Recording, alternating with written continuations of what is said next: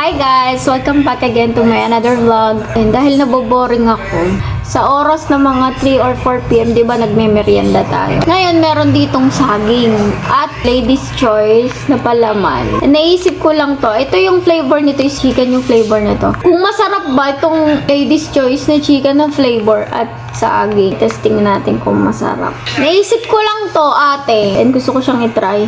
So, ito yung tsura niya. Titikman natin kung masarap ba siya, itong saging na may ladies choice na chicken ng flavor.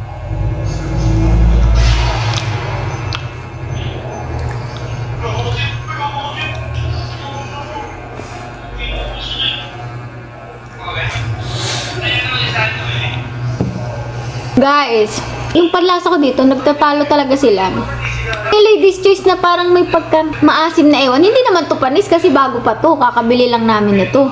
Tapos yung saging, matatabunan niya talaga yung lasa. So, ang mas lumalabas na lasa is ito.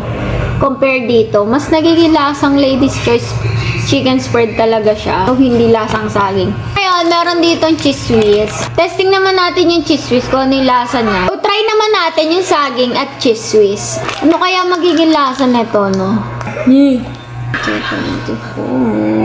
Konti na kasi itong cheese whiz.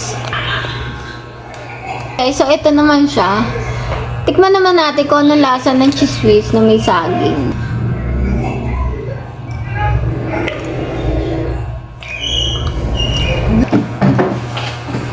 Hindi masarap.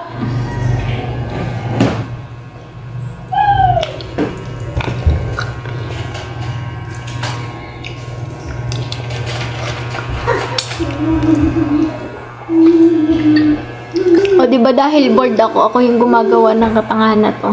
So ayun guys, yung lasa ng cheese whiz tapos yung banana, mas lumulutang yung lasa nito. Then yung cheese whiz at pag pinagsama mo yung banana, grabe. Di masarap. Para kang tumikim ng panis. Yun lang naman guys, dahil bored nga tayo, trinay ko lang. So kung curious kayo, try nyo na din. Kasi ito, wala lang, invento ko lang yan. Hindi talaga siya masarap. So ayun lang guys, kung hindi ka pa naka-follow sa FB page ko, mag-follow na kayo. And kung hindi ka pa naka-subscribe sa aking YT channel, mag-subscribe na kayo para mas mag-update kayo sa mga susunod na videos guys. Yun lang guys, always keep safe and God bless everyone. Bye!